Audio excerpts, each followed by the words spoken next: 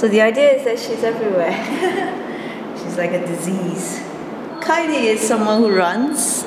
She runs for 1,000 days, and she's looking for the meaning of life. And she runs not just in the physical world, she runs in also the virtual space. She also runs in imagination. So she just keeps running. But she's not running away. She is running because, well, it's part of the tradition of walking. I mean, there's a huge tradition of people or artists who walk.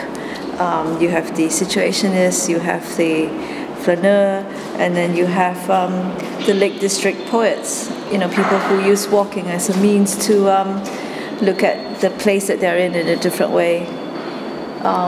So Kaidie, I think, comes from that history. But she runs, and why does she run? Because running is faster, takes more effort. The speed is a kind of a response to the way technology is changing, which is also what Kaidie is about, in that she doesn't just run into different places, she runs into places made possible by technology. So these are new spaces, well, new spaces opened up by technology. She looks for the meaning of life, and she doesn't do it on her own. She has the help of people from the internet community. They're going to help her for the rest of the 800 days. So she's alive for 1,000 days.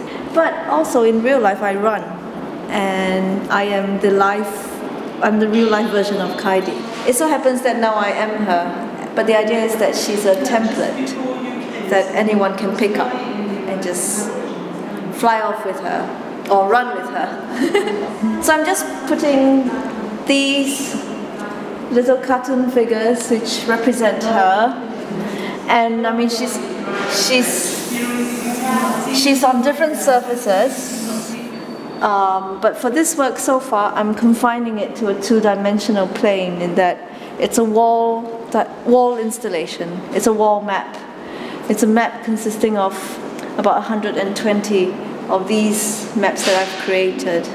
And these are maps that I've created to attempt to map the places that Kaidie runs to. Like this is the latest map. I created this in June, and it's got her, it's to say that she's running to all of these different dimensions. And Life 1.0 is the physical world, the primary world, and that's where she does her physical running. Then there's Life 2.0, which is about imagination, and it's also about the internet world, Web 2.0, and that's why it's called Life 2.0. Then there's Life 3.0, which is the next generation of the internet, which is called the, well, Web 3.0. And it's this idea of, like, when you have your mobile phone, you can have all these apps that superimpose another layer of reality onto real life. So that's our reality now. So Kaidie runs in all these dimensions, but also runs across them, and that's why all these arrows here.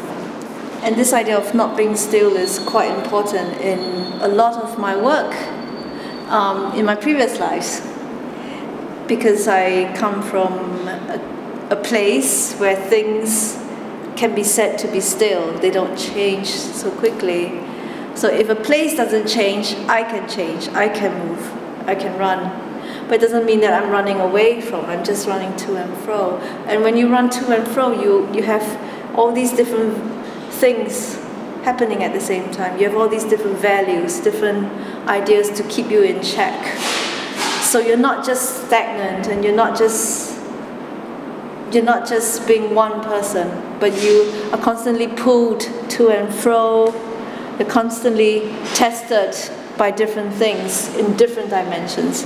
And I think that's what this idea of running, this idea of Kaidie's running is about. This idea of not wanting to be one thing and not wanting to be in one place, but traveling and always having her values being challenged and always having herself being challenged. Yeah, multiverse. I see reality as a multiverse. It's not just it's not just this world, but I like to think that it's a world that has many worlds, and that's the idea of multiverse. And I think it's an interesting notion because it suggests that there's more to life than just this. There's a lot of other things.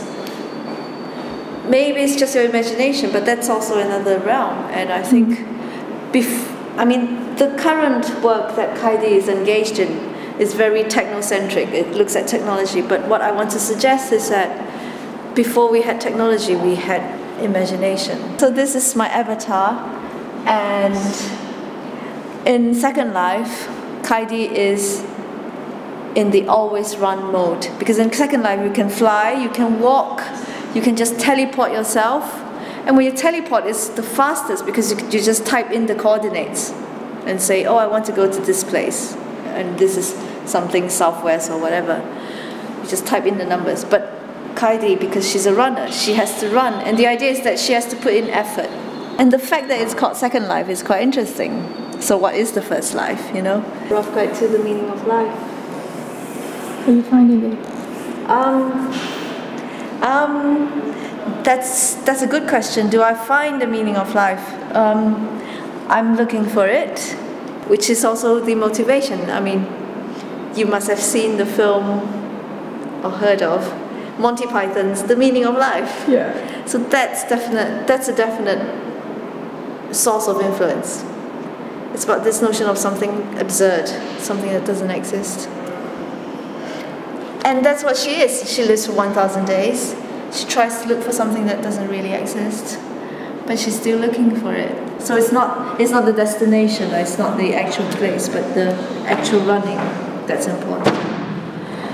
So yeah, that's how I am sort of trying to think about it. But you know, it keeps changing, it keeps growing. So looking at something like Second Life and making Kaidie run instead of flying, and I do like flying. Who doesn't? In Second Life, you fly in a very dreamy way, and I read that the way people fly in Second Life is modeled after the way people have dreamt or imagined themselves flying when they dream. So when you actually do it, I mean, I actually really enjoy it. I feel it, even though I'm just sitting on a chair when I'm playing in Second Life. But still, I prefer to run. And when you're running, you're just doing a funny, unnatural kind of jerky kind of movement, and that's what I like about it. I mean, the whole thing is very unnatural. There's nothing natural about this because it's the imagination. It's coming up from your internal reality. So there's nothing natural about it, and that's what Kai's business is, and that's what Kaidie's business is, and that's what art's business is. Do you have like sort of a script or a plan for actions, or it just happened naturally? That's the beauty of it, in that there is no script. And Claudia wrote in and she gave me ideas. You gave me lots of really good ideas, because at that time, as I was saying, she was conceived as an in-betweener, someone who's in between. So at that time, Kaidie we were talking about something like she was jumping. She might have fallen into the gap in a tube station. Because at that time I was thinking of Life 3.0, or the reality that Kaidie was in, as an in-between space. So I was thinking, well, maybe Kaidie fell into the gap between reality and imagination. And then when I published that, you wrote in, because I wrote this and I said, well, this was left by Kaidie, because she was missing. So she left this as a kind of an evidence. And then you wrote it and you said maybe she did it at Angel Station, and that got me really excited, because you were pushing things in other directions, in new directions that I really wouldn't have thought of if I was on my own, which is what I like about this project, or which is what is important about this project, in that people come in and contribute and give other directions. This is by a Facebook friend. Again, I've never met him.